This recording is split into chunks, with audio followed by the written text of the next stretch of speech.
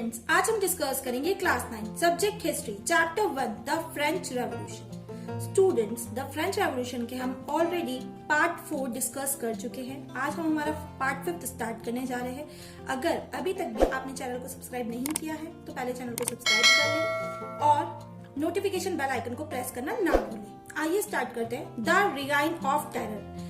Actually जो French revolution था, हमने प्रीवियस वाले वीडियो में डिस्कस किया था कि फ्रेंच रेवोल्यूशन के अंदर किस तरीके से नया कॉन्स्टिट्यूशन बना था और नए कॉन्स्टिट्यूशन के बाद जो वहां का लीडर था, मतलब एक्चुअली पहले जो हमने देखा था वहां देखा था जैकोबियन क्लब के बारे में, और जैकोबियन क्लब के अंदर लीडर था जिसका नाम था रॉबर्सफियर। तो ये रिगाइन ऑफ टेरर, रॉबर्सफियर क्या बन गया था वहां उस कॉन्स्टिट्यूशन के अंदर, रॉबर्सफियर को बना दिया गया था एज अ लीडर। तो जो पीरियड था 1793 से लेकर 1794 का is refer to as the reign of terror.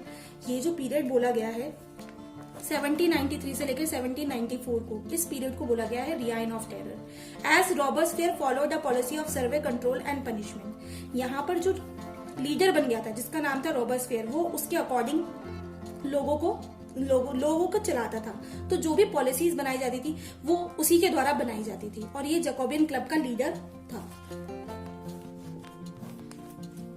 All his enemies, ex-nobles, clergy, members of other political parties, even members of his own party who did not agree with his methods were arrested, imprisoned and guillotined. अब जब रॉबर्सफियर leader बन गया तो उसने क्या करना start कर दिया।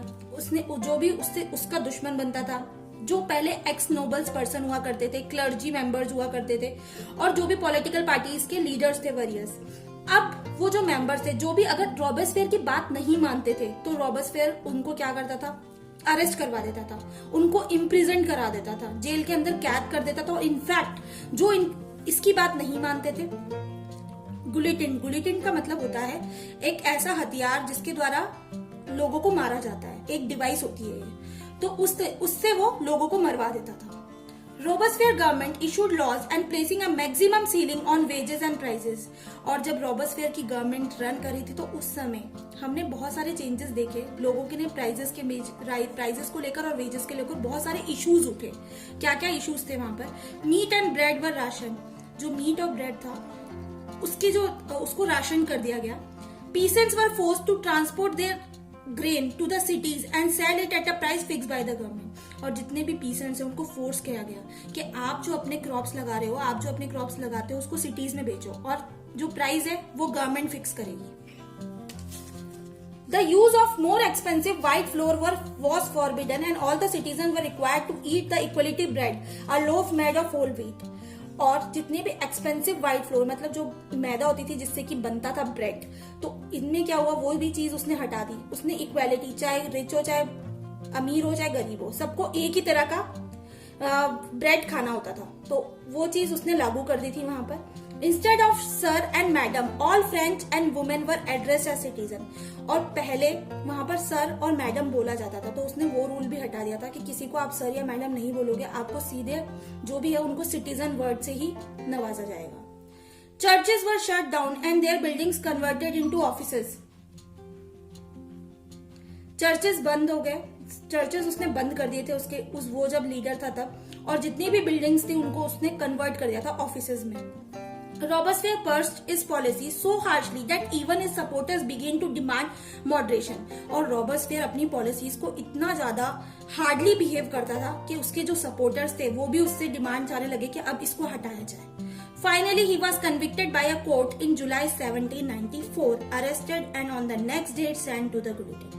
और फाइनली एक ऐसा समय आया जब कोर्ट के द्वारा जुलाई 1794 में उसको अरेस्ट कर लिया गया और अगले ही दिन उसको गुलिटिन से मार दिया गया। मतलब एक डिवाइस, वही कंसिस्टिंग ऑफ 2 पोल्स जिसमें ब्लेड लगा हुआ होता है और पर्सन का हेड उसके अंदर पुट किया जाता है और उससे उसको मार दिया जाता है। उसके बाद फ्रांस के अंदर क्या क्या चेंजेस आए, तो डायरेक्टरी रूल्स ऑफ फ्रांस।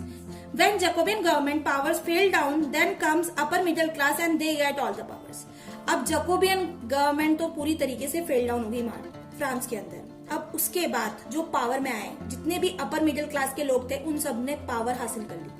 और जब इन्होंने पावर हासिल कर ली, इन्होंने वापस से फ्रांस का नया कॉन्स्टिट्यूशन बनाया। कितनी बार कॉन्स्टिट्यूशन बनाते हैं फ्रांस के लोग। इसके बाद इन्होंने जो न्यू कॉन्स्टिट्यूशन बनाया उसके अंदर इन्होंने क्या राइट्स रखे, only a person with house can vote, ऐसे पर्सन जिनके पास हाउस है वो ही वोट दे सकते हैं। उसके बाद पीपल ऑफ फ्रांस जो वोट देते हैं वो चूज करते हैं 2 लेजिस्लेटिव काउंसिल को, और ये जो 2 लेजिस्लेटिव काउंसिल के मेंबर्स होते हैं ये चूज करते हैं डायरेक्टरी, और वो डायरेक्टरी के अंदर 5 मेंबर्स को चूज किया जाता है। आफ्टर दिस, ये जब इन्होंने चूज कर लिया उसके बाद क्या हुआ, ये जो लेजिस्लेटिव काउंसिल है और डायरेक्टरी है इन दोनों के बीच में क्या होने लगी, इन दोनों के बीच में लड़ाइयां स्टार्ट हो गई आपस में, और इस लड़ाई के कारण France did not have any strong political structure. अब इनमें जब लड़ाई छिड़ गई तो अब फ्रांस के पास कुछ नहीं बचा, ना ही इनका पॉलिटिकल स्ट्रक्चर इतना मजबूत था कि ये इसको हैंडल कर पाते। After it the power get into the hands of military dictator name Napoleon Bonaparte.